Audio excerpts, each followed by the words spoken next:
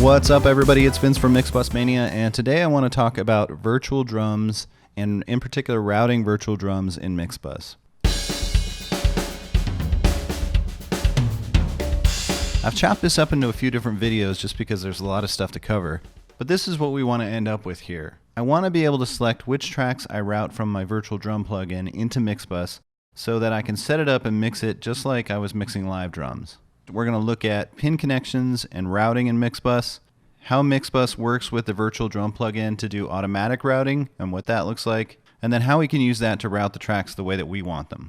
Every virtual drum plugin is a little bit different, so I can't guarantee that this exact method will work for every plugin, but the real value here is to learn about Mixbus routing and how it makes connections.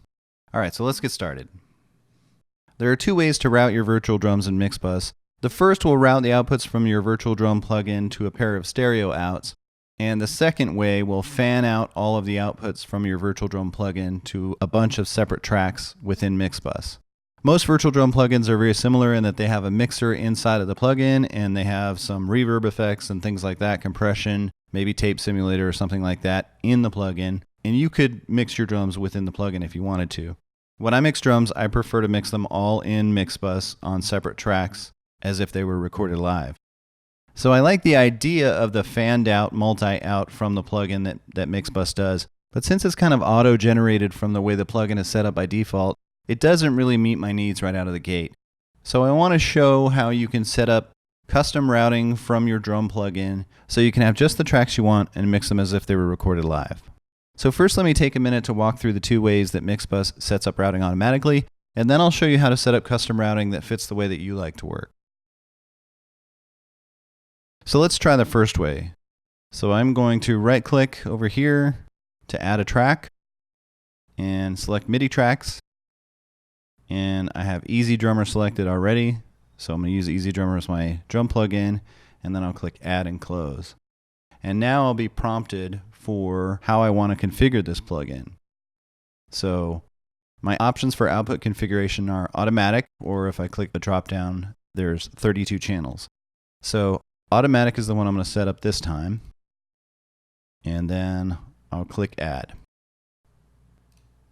So that happens very fast. I've got a MIDI track added up here in the editor window, and in the mixer window I've got my track added with Easy Drummer here.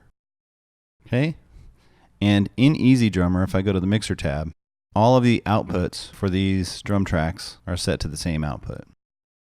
So we get a hint about the routing that happened when this track was created right up here in the mixer window track.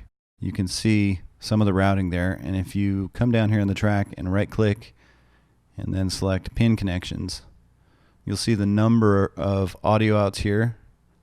So these are the available audio outs from Easy Drummer, and then you see this is a MIDI routing, and then these are audio routing, so it routed to two stereo audio tracks.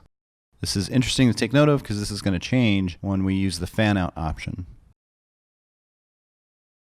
Now if I look at the outputs on my track in the mixer window, I go and click out and then click the routing grid, you can see that I've got a couple of MIDI outs. And then let me just add a pattern into Easy Drummer so that we can see how that's routing. Doesn't matter what I use here, I'll just throw something in, click play.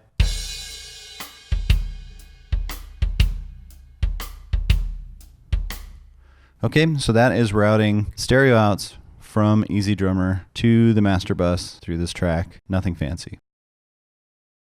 Now the other option is going to create a bunch of tracks. Let me remove this track. And I'll do the same thing again. So I'm going to add a MIDI track. I'll use Easy Drummer again, click add and close. Now this time I'm going to change the output configuration to 32 channels. And this is just what Easy Drummer tells Mixbus that it has available. So I either get automatic, stereo out, or I get 32 channels. So I'm going to select 32 channels, and I'm going to select fan out, and I'll click add. And this is going to take a minute, but what it's doing in the background is adding audio outputs for all of those 32 channels, and then creating tracks for all of those 32 channels, and then connecting those together. So now that you see I've got all these tracks. I can't really tell what they are. This is my original MIDI track, but these are labeled by outputs, and I don't really know what they are. I know that in EZDrummer, in the mixer, these outputs are still set to 1. So if I were to add another clip here and play that,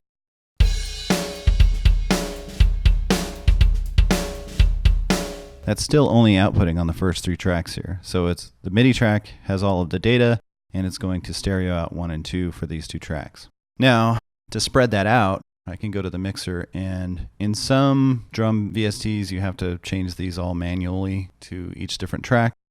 In EZDrummer, you can just select multi-channel down here, and it has routed all of these to different sets of tracks. Now when I play this, it will route to all of these different tracks that it's set up.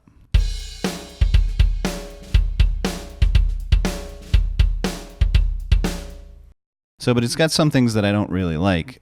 For example, the outputs here are all pairs.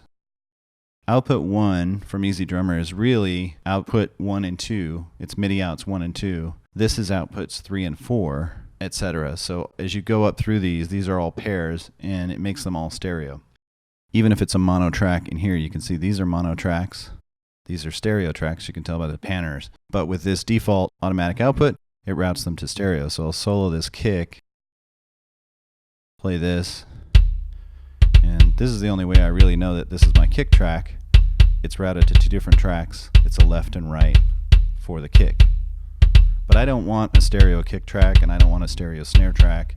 I don't want that configured, and furthermore, I can't tell what the heck any of these are without quite a bit of work to go through and audition and then label everything and take out the ones that I want, which would be most of them, because I really only want kick, snare, hi-hat, toms, overhead. I want the ambience in there. That's really about it. Okay, so I'm going to delete all of this, and then I'll start over. I'll insert the MIDI track automatically, and then I'll set up custom routing to bring in just the tracks that I want. So if you'd like to see that, check out part 2 in the next video.